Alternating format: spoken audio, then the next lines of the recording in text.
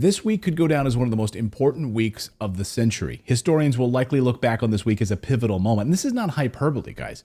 The global world order is about to be upended this week in South Africa as the BRICS nations come together for their first global summit since the pandemic. Get ready for everything to change. It won't happen overnight, of course. The sun will still rise on Wednesday morning, but the underlying structure is now shifting beneath our feet. This is a tectonic movement. And if you're an investor, you need to pay attention to what's about to happen to the US dollar. So Goldman Sachs, you know Goldman Sachs, they believe that by the year 2050, the BRICS nations will dominate the global economy. And the G7 nations will be a relic of the past, something left over from the 1900s after World War II.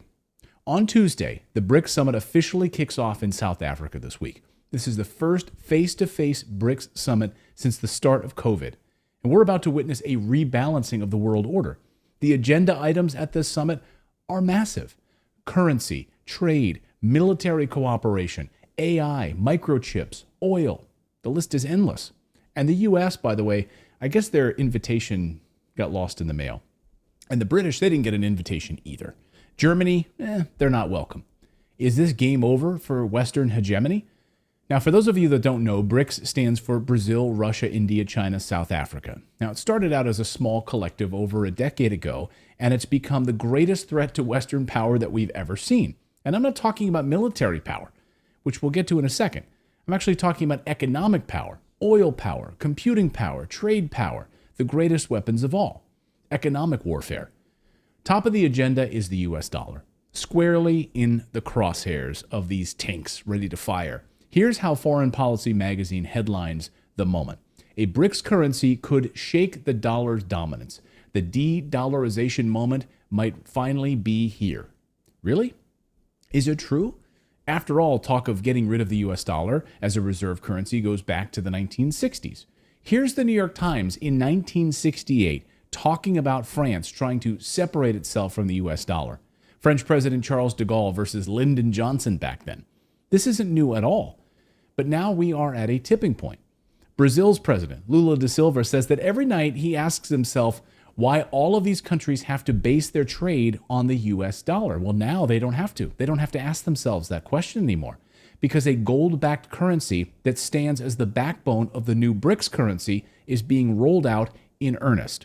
Brazil, Russia, China, India, South Africa, trading oil, computer chips, minerals, and then settling those transactions in a reserve currency that has nothing to do with the US dollar. All of the previous meetings of BRICS have been leading up to this moment in South Africa. BRICS countries are home to more than 3.2 billion people, around 40% of the global population. None of the bloc's members is in the G7, the group of 7 advanced economies. To increase its influence, BRICS is considering bringing new members into the fold. Just look at trade between BRICS nations. There's a massive financial surplus. The BRICS nations have a trade surplus. Brazil just hit a trade surplus record, if you can imagine that. Why would they want to settle transactions with US dollars? Meanwhile, Europe's trade deficit has hit a new record. Nearly $500 billion deficit. So which side would you rather be on? Of course, this isn't happening overnight. There are big impediments, of course, to a BRICS currency.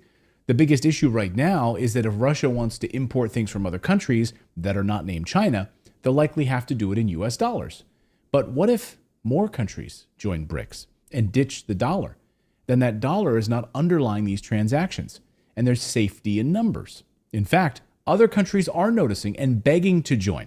At this summit, Russia and China are expected to approve the application of a bunch of new countries into BRICS. Algeria, Bahrain, Egypt, Iran, Saudi Arabia, and the UAE, just to name a few. They've all submitted requests for membership to the body. And the Turkish government has also expressed an interest in joining this group. But wrap your heads around this, guys, because those first ones I just mentioned, that's small potatoes. Because more than 40 countries are now vying to join BRICS. 40. Samita, what are you hearing about just how much bigger BRICS could get? Well, we've heard from leadership here at the BRICS, this Foreign Ministers BRICS Summit, that at least 19 countries have expressed either formally or informally interest in either joining the BRICS grouping or even having involvement with the BRICS Development Bank, which really is aimed at investing in the global south, in developing nations to boost their economies. And this is one of the reasons that BRICS is becoming increasingly attractive to developing nations. BRICS now accounts for 31% of global GDP. And just a few months ago, they overtook the United States and the G7 nations for GDP dominance. Goldman Sachs won't have to wait until 2050. It's already happening.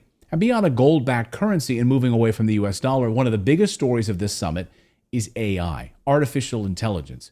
One of their top agenda items this week in South Africa is holding meetings on AI. BRICS wants to dominate AI. And who will be the leader of this? None other than China.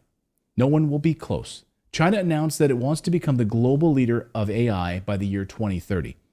And I don't know if you know this at all, but China is a communist country. And when a communist country makes a pledge like this, it's all about the prestige, right? They have to put their best foot forward. So they must make it happen to save face. Surprisingly, this was already well known in Washington. At the Pentagon, a major threat to America, China becoming the dominant player in AI.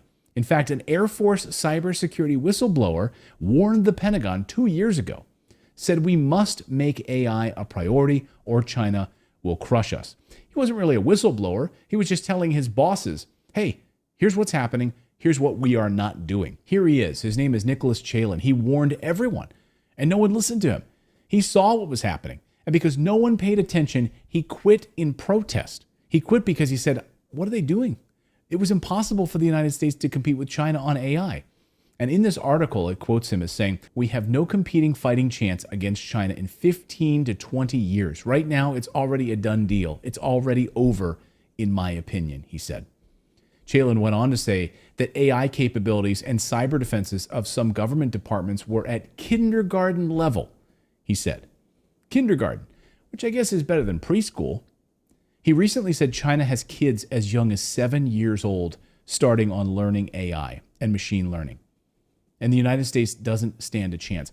That means it's kids in like kindergarten, first grade, basically, learning AI. Interesting to see that China is not wasting that kind of time, and they're not waiting for us to figure it out, and they're taking this very seriously, including having their kids starting at 7 years old be trained on AI and machine learning. So when you start thinking that kind of investment and really the understanding that whichever country is going to be leading AI and ML will be controlling the planet. Let me repeat what he just said.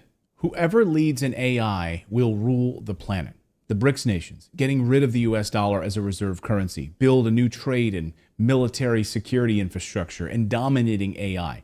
Europe and the United States are shaking in their boots right now, and they should be. This week in South Africa is going to be a game changer, and we'll be watching it very, very closely here on this show. So that's the news update part of today's video. Now I want to tell you about today's